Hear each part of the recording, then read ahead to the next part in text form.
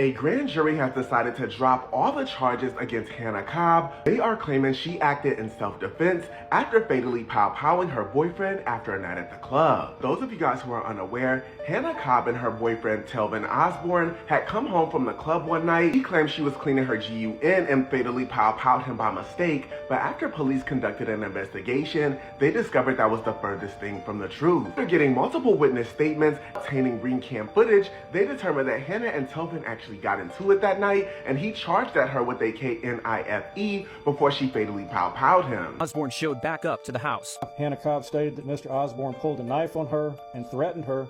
Now, according to news outlets, this all happened between 2 a.m. and 4 a.m. after they left the club. Hannah was upset because she accused Telvin of trying to talk to a woman. Cobb became upset that night because she believed he was talking to another woman. From there, she proceeded to lock them out of their trailer. Now, Telvin was upset and trying to find a way in. He eventually found a spare key, got access to the home, reportedly began to threaten Hannah. He was locked out and trying to gain entry back into the home. Attorneys are claiming he texted her things like, "You better hide," and "hide." Text messages from Mr. Osborne to Hannah Cobb began around 4:48 in the morning, with messages including "hide" and "you better hide." After he gained entry to the home, Hannah is claiming she called his mom to try to get him to calm down because she saw him with a 8-inch KNIFE. However, that did not de-escalate the situation. They are claiming that Telvin put his hands around Hannah's neck, slammed her against a wall, and eventually she fled into a bathroom and locked herself in the bathroom. Hannah Cobb says that Telvin returned to the home with a knife, that he broke in, he threatened her, and he choked her, and she managed to break free from him and went into a bathroom. Now, while in the bathroom, she allegedly claimed that she was going to harm herself before Telvin broke in, and it's at that point that she turned the GUN to him and powed him in the chest one time, resulting in him passing. Indicated that she was going to harm herself, but when he broke into the bathroom, she turned and fired the gun one time at Mr. Osborne. Now, this happened back in February of 2025, and people definitely found her initial story of cleaning her GUN after a night out on the town very strange. She is claiming that they did that as a family practice to them experiencing a break-in in the past. While that may be something that they did regularly, it's not what they did that night. After a jury reviewed all the footage, dropped the charges against Hannah, claiming that she was acting in self-defense and she was good to go home. She just cannot own firearms anymore. Guys, I'm curious to know what y'all think regarding this entire situation. Are y'all surprised that Hannah got off? Let me know down in the comments, you guys. Peace. Do y'all remember that black guy, Telvin Osborne, the one that said he would rather be with a dog than a black woman? The same one that was unalived by his white girlfriend after they were arguing the whole way home from the club, and she decided to clean out the gun and accidentally unalived him. That one. Well, a grand jury decided not to pursue charges against her. And a part of me is just sitting here wondering if this is what it must be like when you piss the ancestors off. Like, I wouldn't know. Me personally, I wouldn't know. But I kind of feel like this is what happens when the ancestors don't mess with you. And sometimes I just be wondering how y'all think these situations are going to end. Y'all think somebody is going to feel bad for a black man that was unalived? Hello? They're out there doing the unaliving. But yeah, I just felt like I didn't hear enough people talking about this, and I thought we needed to spin the block to find out how the story ended.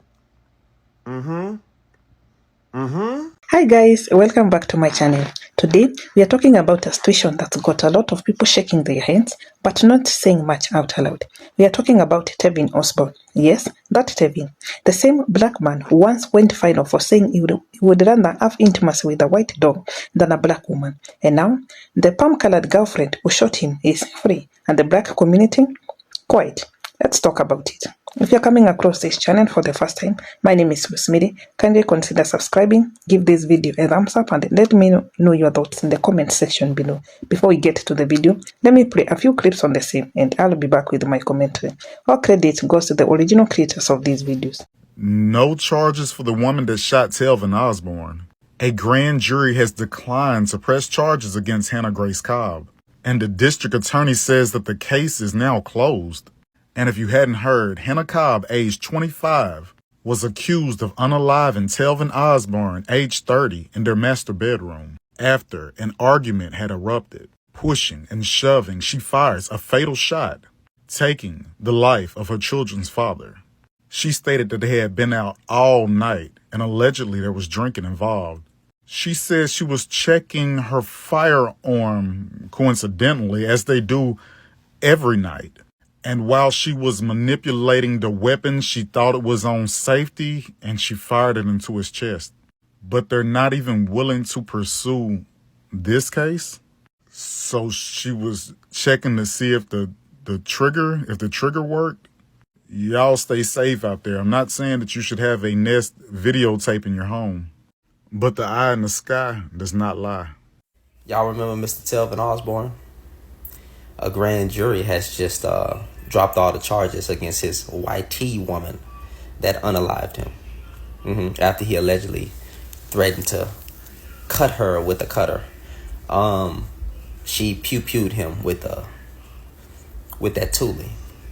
And a grand jury has dropped all the charges. So, in my opinion, it's my honest opinion, I don't care. Because Mr. Telvin Osborne had said a whole bunch of disgusting things about black women. He also had tweets saying if it ain't snowing, he ain't going, and blah, blah, blah. You know, things like that. And he even said that he would unalive for his girlfriend, which was a YT woman. And he did indeed get unalived by his girlfriend, which was a YT woman. And that's what, you know, hey, man.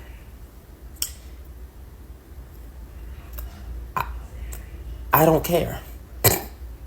Do y'all remember that case with Hannah Cobb? If you don't remember, I'm going to give you a quick rundown. But as always, you can search here on TikTok or on Google. So after a night party and Hannah went home, her and her boyfriend got into an altercation. Things ended up going left. She ended up getting the gun, shooting him and killing him. She claimed it was self-defense. Now, at first, Hannah did not get charged for it. Of course, for the investigation, she eventually got charged for it. Moving forward into the investigation, charges ended up being dropped. As of May 23rd, the state decided to not pursue charges against Hannah, and it was in fact self-defense. I did see a lot of posts about this update, and I also seen people in the comments who was genuinely confused as to why other people in the comments was having random conversations and not specifically talking about the update. Well, it's because they don't care.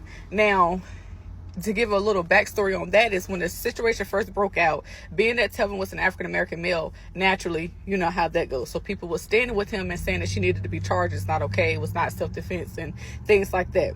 So being that he was the victim, people started doing their own research to find out more about him. So they ended up finding his Facebook page. On his Facebook page, he had openly expressed how much he disliked black women. And that ended up catching people's eyes, and that ended up going viral. So instead of people really focusing on the fact that he got unalived, they was focusing on his disgust and his hate that he had for black women. So that kind of took over. Now, of course, his family seen it, and then his brother specifically, he even doubled down on it and went in deeper as to why his brother, you know, dislike black women. And that did not help out the situation anymore. If anything, it made it worse. So when all of that happened, people fell back from defending him. So they literally was like, well, it is what it is. It's not our problem. Okay, next. So that's why you see in the comments that people are actually having a random conversation about other things, and they're going to do the same thing most likely in my comments too. So yeah. Let's start from the beginning. Telvin Osborne was not just a regular internet troll. He made it his mission to publicly disrespect black women. He said things that were disgusting, shocking, and beyond disrespectful. Saying you'd rather be with a palm-colored dog than a black woman was not just a bad joke. It was a deep example of self-hate. And let's be clear, it wasn't a one-time thing. He posted over and over again about how he didn't like black women, how they were not good enough, how palm-colored women were better. And what did the black women do in response? They moved on. They didn't attack him. They didn't start a hate campaign. They just let him be. They understood that Telvin was a grown man making his own choices, even if those choices were harmful, hateful, and sad. Fast forward to 2025. Telvin was dating a palm-colored woman named Hannah Cobb. According to reports, after a night of drinking and a heated argument, Hannah shot Telvin. At first, she claimed it was an accident. She said she was cleaning her gun and it just went off. But after further investigations, authorities said no, this wasn't just some random accident. She was arrested and charged with involuntary manslaughter. But now, she's been released. And this is where the silence gets loud. Now, imagine if the roles were reversed. A black woman shoots her white boyfriend under shady circumstances and then gets released. We already know what would happen. The media would blow up. People would be protesting in the streets. The justice system would move a lot different. But when it comes to Telvin, we are not seeing that same energy. And why is that? Because the very community that would normally rise up, speak out, and fight for justice, the black is quiet. And honestly, can you blame them?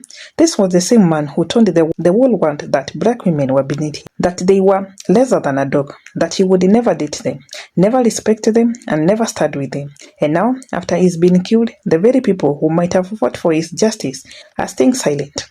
Let's believe this is what internalized racism looks like. Telvin did just prefer palm-colored women.